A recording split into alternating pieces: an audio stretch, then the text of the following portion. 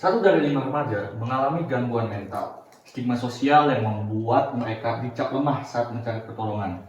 Biaya konsultasi yang relatif tinggi, kurangnya tenaga psikolog dan psikiater, dan keterbatasan platform digital yang mengintegrasikan dengan layanan profesional. Maka dari itu, kami, Mindcare, hadir sebagai solusi dari permasalahan tersebut. Kami mempunyai solusi dengan fitur-fitur AI curhat dan meditasi terpadu, konsultasi ahli, mood tracker, artikel, dan tips edukasi. Jadi, apa itu Mindcare? Mindcare adalah platform digital berbasis kecerdasan buatan yang dirancang untuk membantu masyarakat, khususnya mahasiswa dan generasi muda, dalam menjaga dan meningkatkan kesehatan mental secara terjangkau, menggabungkan pendekatan teknologi, psikolog profesional, dan empati sosial dalam ekosistem terpadu. Visi kita adalah menjadi platform kesehatan mental yang menghubungkan teknologi, empati, dan profesionalisme.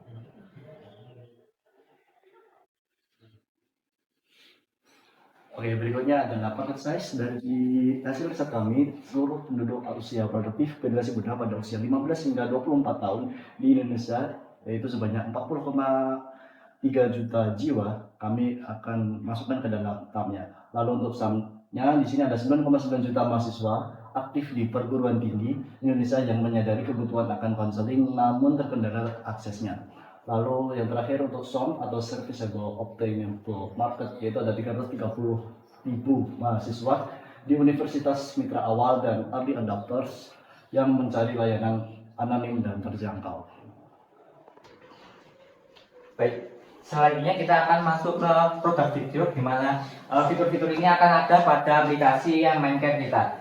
Yang pertama di sini ada homepage, di mana kita dapat mengakses fitur-fitur lain dari homepage ini. Lalu kita ada artikel baru, di mana halaman ini berisi artikel-artikel mengenai mental health dan juga psikologi. Lalu di sini ada konsultan ahli, di sini ada konsultan-konsultan yang tersedia pada aplikasi kami, dan user dapat memilih berdasarkan harga maupun lokasi yang diinginkan oleh user.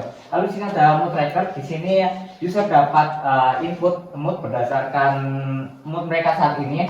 Lalu akan ditampilkan chart yang mudah dibaca sehingga user dapat mengenali mood mereka selama ini dan dapat ditangani dengan cepat. Lalu di sini ada edukasi tips, di mana edukasi tips ini berisi edukasi dan tips mengenai kesehatan mental. Lalu di sini ada AI, di mana AI ini dapat secara langsung menangani masalah kita secara terus-menerus 24 jam tanpa henti. Lalu ada meditasi terpadu, di mana fitur ini yang menyediakan sarana meditasi atau tips-tips meditasi untuk menjaga kesehatan mental kita.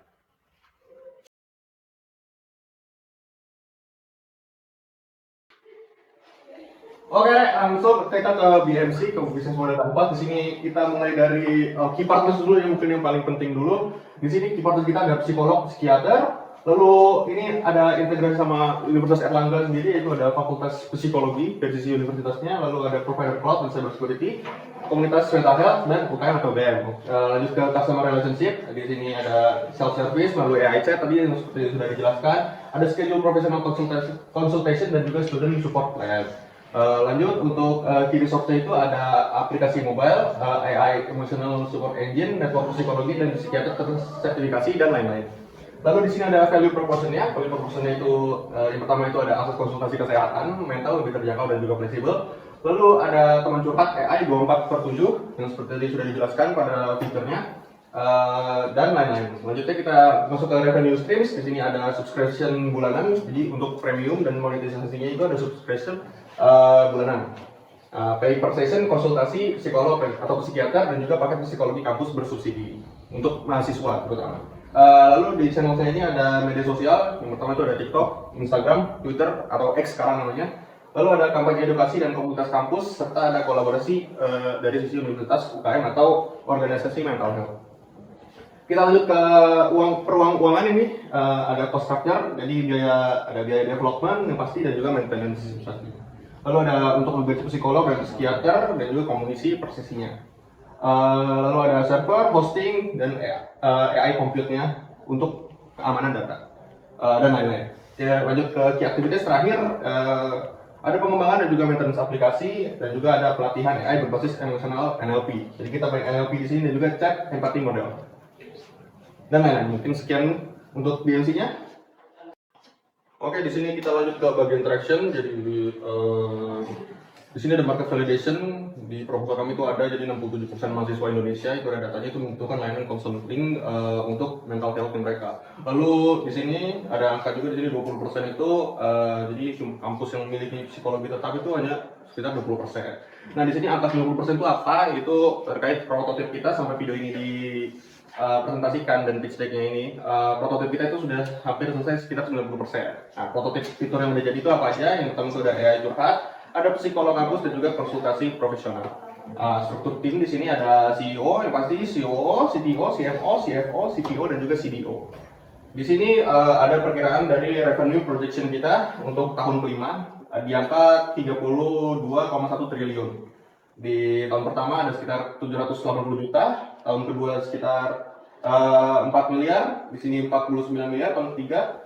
Lalu tahun keempat ini ada di angka 1 triliun dan juga di tahun kelima ini sudah mencapai 30,7 triliun.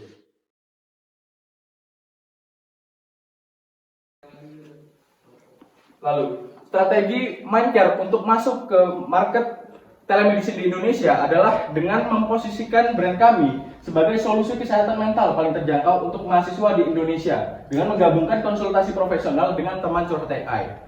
Lalu target utama kami adalah mahasiswa berumur 17 hingga 24 tahun di universitas menengah hingga besar di Indonesia.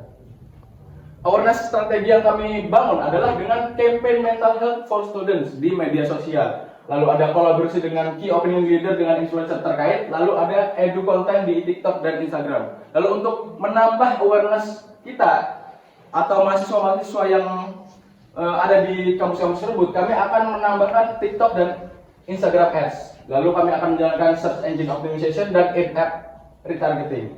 Lalu acquisition strategi yang kami gunakan adalah program kampus ambassador, lalu ada webinar dan roadshow kampus, dan yang paling utama adalah diskon onboarding untuk akun mahasiswa terverifikasi dengan KTM mereka. Lalu untuk strategi penjualan yang kami lakukan itu adalah paid consultation, di mana setiap kali mahasiswa ingin berkonsultasi dengan psikolog terkait itu akan membayar, dan juga ada subscription package jika ingin mendapatkan harga yang lebih murah untuk mengakses AI dan juga mengakses konsultasi dengan psikolog tersebut. Lalu akan ada kampus partnership di mana kami akan berpartner dengan kampus-kampus yang ada di unit layanan kesehatan mereka. Lalu untuk growth plan kami di 12 bulan awal itu kami akan menargetkan 20 lebih kampus, dan juga kami akan mendorong free to paid consultation melalui rekomendasi AI, dan juga akan meningkatkan retention lewat konten meditasi dan emotional support 24 jam.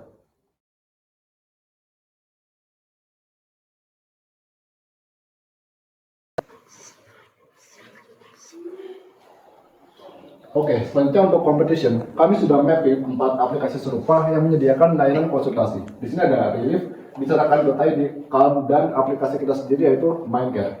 Di sini untuk konsultasi dengan psikolog profesional dapat dilihat kalau Mindcare adalah yang menyediakan sarana paling lengkap, ada online, chat, video, dan offline. Sedangkan untuk meditasi dan relaksasi, Mindcare juga menyediakan yang terbaik, yaitu musik, meditasi, dan relaksasi, sementara yang lain bahkan tidak ada ataupun terbatas di fitur itu. Selanjutnya, penampingan oleh AI chatbot atau chatbot emosional. Di sini Mindcare satu-satunya aplikasi yang menyediakan hal itu. Konseling akademik dan psikolog kampus juga merupakan salah satu fitur yang kami banggakan, di mana hanya Mindcare yang memiliki itu. Selanjutnya, privasi dan anonimitas pengguna. Mindcare dilengkapi dengan enkripsi khusus dan mode anonim untuk mengamankan data Anda. Fleksibilitas harga paket dan layanan. Di sini Mindcare menyediakan paket fleksibel dan gratis AI. Selanjutnya untuk platform akses mobile atau web, Mindcare merupakan platform yang berbasis mobile.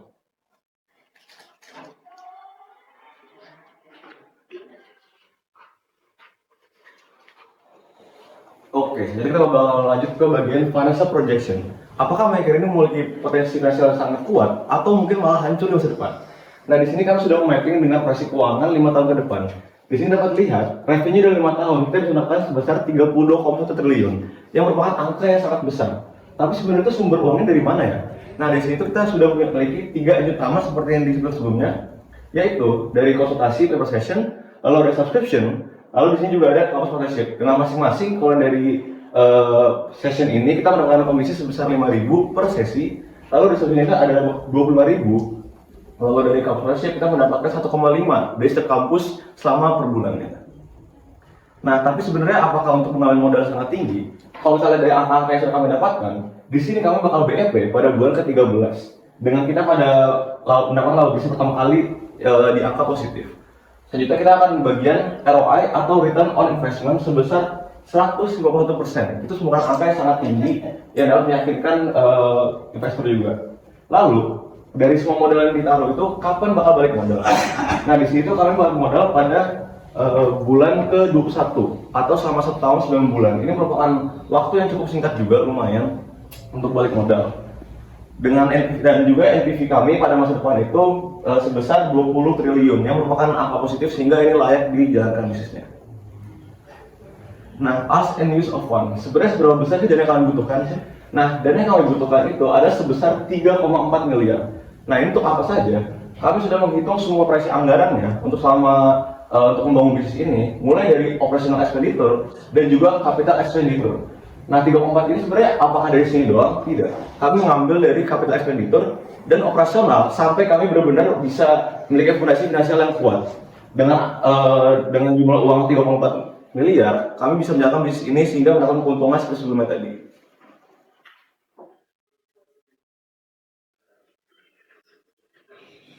Oke, mungkin dari tadi kita udah ngebahas dari sekian banyak fitur-fitur dan juga bagian-bagiannya. Bagian terakhir, kita masuk ke struktur tim kami dari Mindcare ini sendiri. Yang pertama itu ada saya sebagai CEO, Muhammad Iqbal Ramananda.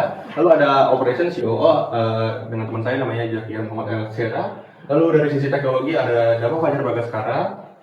Lalu dari sisi marketing ada Satria Justisio. Lalu dari sisi produk ada Muhammad Hildan Afri Zakaria. Selanjutnya dari finansial, bagian keuangan ini ada Muhammad Yusran Yuris, dan juga terakhir dari sisi desain ada Afan Fatir dan Damairi. Mungkin sekian dari presentasi kami.